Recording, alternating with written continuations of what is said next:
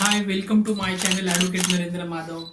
Guys, today we will discuss most important topic of the today's scenario because most of the people suffering about this important issue is concerned. Now today we will discuss the online scammer or online fraudulent. Those who are fraudulent people create the online fraud messaging, creating the online fraud arresting.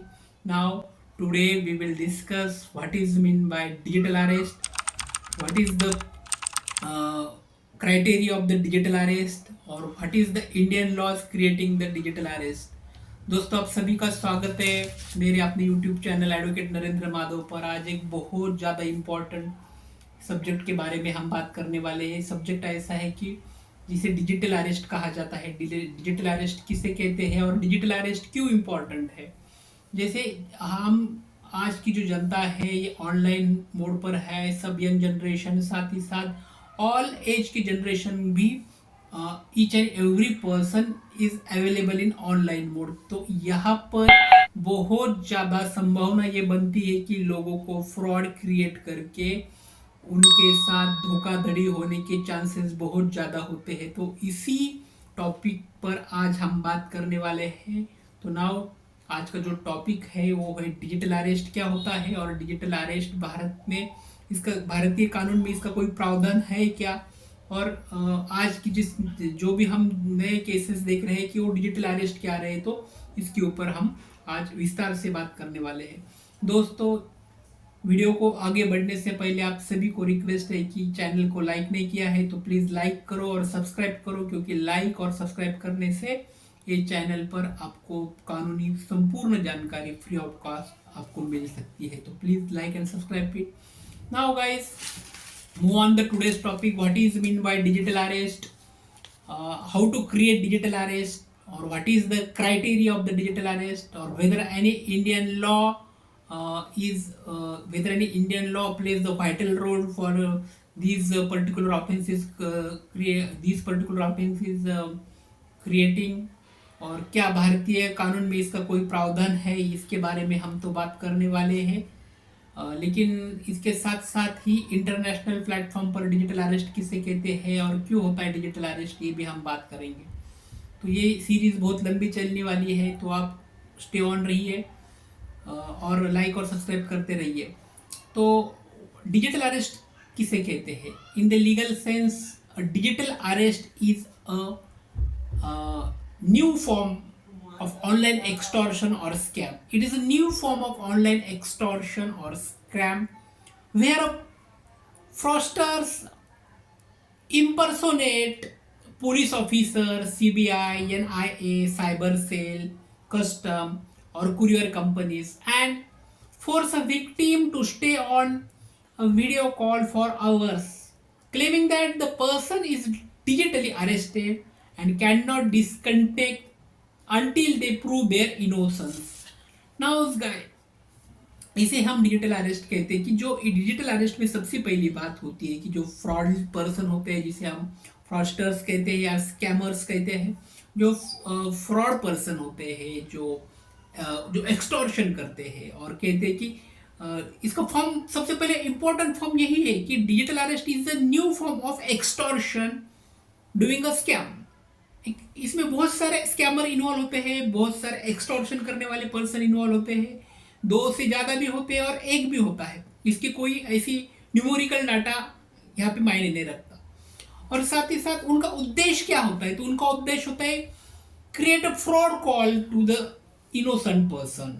जो आम जनता होते हैं, आम लोग होते हैं, उनके वो जो फ्रॉड कॉल किया जाता है और कहते हैं कि he was calling for the government sectors such as the CBI, NIA, cyber cell, custom office, कि ये जो कॉल आते हैं, एक तो ये फ्रॉड कॉल होते हैं और ये कॉल पर जो भी बंदे बात करते हैं ना, वो सभी इसके सभी फ्रॉडलेंट होते हैं। और वो कहते हैं कि हम सेंट्रल गवर्नमेंट की तरफ से बात करते हैं, सेंट्रल ब्यूरो ऑफ इन्वेस्टिगेशन से बात कर रहे हैं, हम NIA से, नेशनल इन्वेस्टिगेशन एजेंसी से बात कर रहे हैं, और अब आपने सो एंड सो प्रकार का क्राइम क्रिएट किया है और आप ऑनलाइन रहिए जब तक आप इनोसेंट नहीं बनते। मीन्स ऑनलाइन ट्रायल प्रोसेस हो करते हैं, whether it is not any given right to this particular fraudulent, but unfortunately it is done it, कि ये अनफॉर्चुनेटली बहुत ज्यादा देखने को मिलता है कि अब उनका रोल क्या होता है, उनका इंटेंशन ये होता है कि victim to stay a video call for hours, बहुत एक आधा तास हो या 2-3 घंटे तक उनको ऑनलाइन रखने की, वहां पे वो एक प्रकार का इम्पर्सोनेट करते हैं, एक प्रकार प्रेशराइज करते हैं कि आप कॉल पर ही रहिए और आपको डिजिटली अरेस्ट आप होने वाला है। जब तक आप डिजिटली अरेस्ट अपना इनोसेंट प्रूव नहीं करते तब तक आप डिजिटल अरेस्ट हो सके हैं।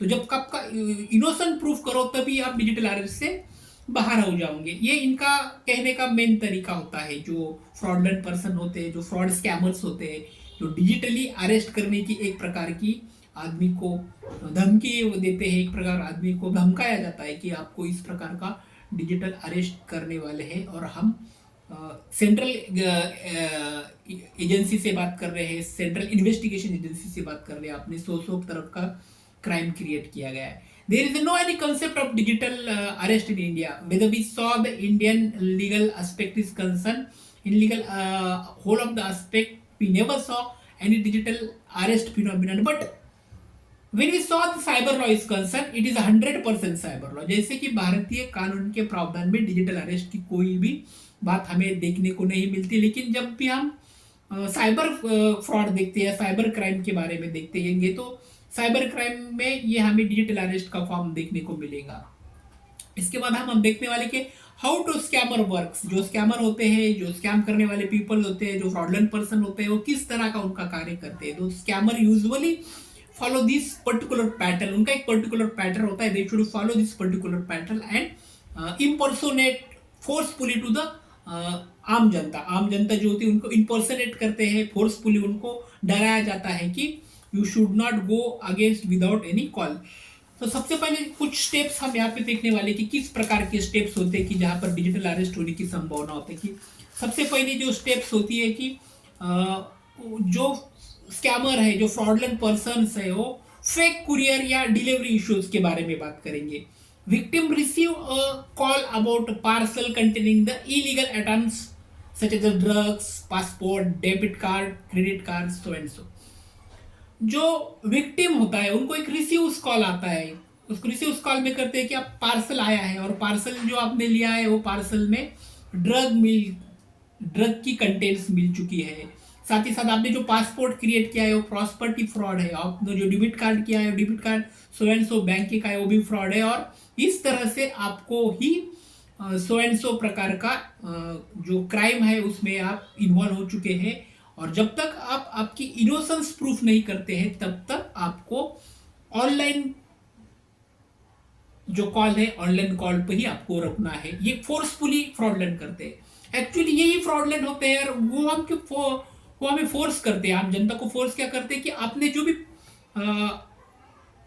डिलीवरी फेक, जो आपने डिलीवरी लिया है, फेक कुरियर लिया है, तो जो फिर ये कुरियर से जो भी सामान आया उसमें ड्रग्स है, उसमें तो पासपोर्ट का ऑफिस है वो फ्रॉड है, डेबिट कार्ड है फ्रॉड है। और मोस्ट ऑफ द टाइम्स ये फेक कुरियर भी आ भी जाते हैं। बहुत बार आप देखते हैं कि ये जो फेक कुरियर सर्विस भी फ्रॉडलेंट की तरफ से होती है और उसमें कंटेंट्स भी दिए जाते हैं कि जैसे कि ड्रग्स भी इन्वॉल्व होते हैं, डुप्लीकेट पासपोर्ट भी आ जाता है, duplicate debit card, credit card, so and so bank का भी आने की संभावना यहाँ पे लगती है। मतलब ये खुद तो फ्रॉडलेंट होते ही और आम जनता को भी ये कहते हैं फोर्सफुली कि आपने जो काम किया है वो क्रिमिनल का काम है, क्राइम है और वो फ्रॉड है। मतलब खुद तो फ्रॉड क्रिएट करते हैं लेकिन आम जनता को फोर्सफुली डराया जाता है कि आपने सो एंड सो प्रकार का जो कार्य किया है वो बिल्कुल ही फ्रॉड तरीके का कार्य है। इसके बाद जो कॉल का पैटर्न होता है, कॉल के पैटर्न में उनको बहुत ज्यादा डराया जाता है। उसके बाद most of the caller pretend to be from FedEx, DHL, Indian post, customs, so and सो।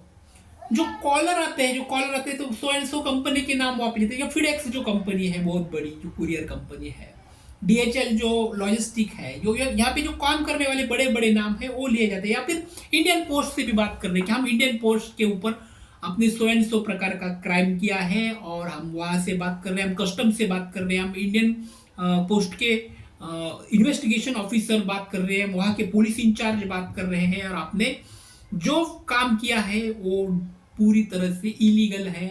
और आप जब तक इनोसेंट प्रूफ नहीं करते हो तब तक आपको ऑनलाइन रहना है। आप ऑनलाइन ही वो आपसे इन्वेस्टिगेशन क्रिएट करते हैं, ऑनलाइन ही आपसे पूरी तरह से छानबीज करने की प्रोसेस करते हैं। लेकिन ये कुछ भी प्रावधान भारतीय कानून में नहीं है, लेकिन डर के मारे बहुत सारे लोग ये इन ऑनलाइन इन्वेस्टिगेशन में फंसते हैं और उनको पूरी की पूरी जानकारी दे बैठते हैं और खुद का पैसा गमा कर बैठते हैं। तो ये सबसे इम्पोर्टेंट बात आम जनता ने ये समझ लेना चाहिए कि those who have fraudulent never entertain to them. जो कि स्कैमर है, फ्रॉडलेंट लोग हैं, उनसे इंटरटेन करना ही नहीं है। और अगर ऐसा कोई भी आपके साथ घटित होता है तो please call to the juvenile police station. जो भी अपना जुनाइल पुलिस स्टेशन होता है, जो भी अपना लोकल पुलिस स्टेशन होता है, वहाँ जाके कंप्लेन क्रिएट करो, कंप्लेन फाइल करो। तो ये जो फ्रॉडलेंट लोग हैं उनसे हमेशा ही दूरी बनाए रखना, उनके साथ ज़्यादा इंटरटेन नहीं करना, और ऐसे फेक कॉल पर अपना टाइम और पैसा बिल्कुल भी बर्बाद नहीं करना। उसके बाद हम आगे की जो सेकंड स्टेप्स हैं वो हम आगे के पार्ट में देखेंगे। तो प्लीज़ लाइक एंड सब्सक्राइब। आपको वीडियो अच्छा लगेगा तो लाइक करो, सब्सक्राइब करो। Thank you so much.